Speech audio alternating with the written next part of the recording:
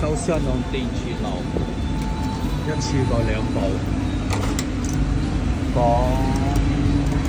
電磁豆，係啦，我哋呢種情況。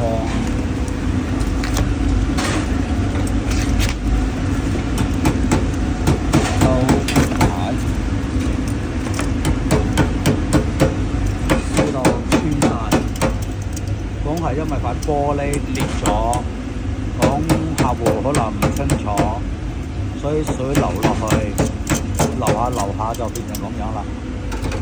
你話咪大撚鑊？所以有時電磁爐啲玻璃爆咗嘅話咧，盡快揾我哋幫你處理，係啦，費事因小失大。本身一塊玻璃就已經可以解決嘅問題，但係偏偏而家2部都係一樣。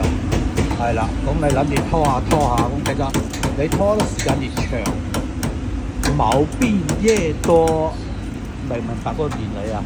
因為本身佢壞咗就係壞咗噶嘛，但係你壞咗你唔接受佢壞咗，係啦，咁你諗住做可以做，咁結果你個問題咪越嚟越嚴重，越嚟越多咯，就變成2部都一樣啊！你睇上面幾多水？哇，下邊都燒埋。係啊，燒穿晒啦已經係。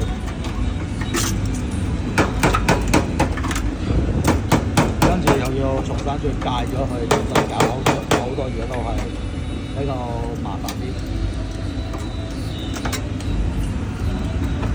真係要搞呢啲要搞成大半個鐘頭好多。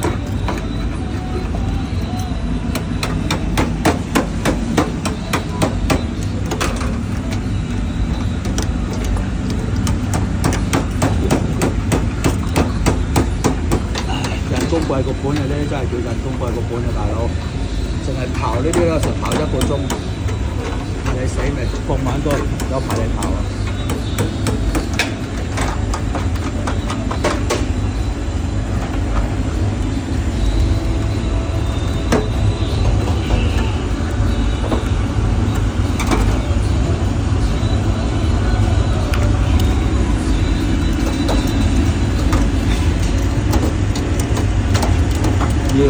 呢啲要刨翻乾淨，你先可以做到嘢。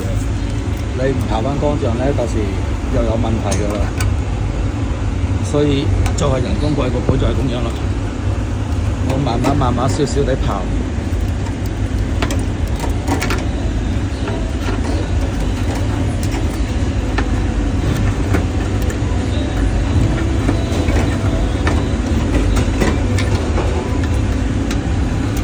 維修電磁爐，維修商用電磁爐，進行電器維修。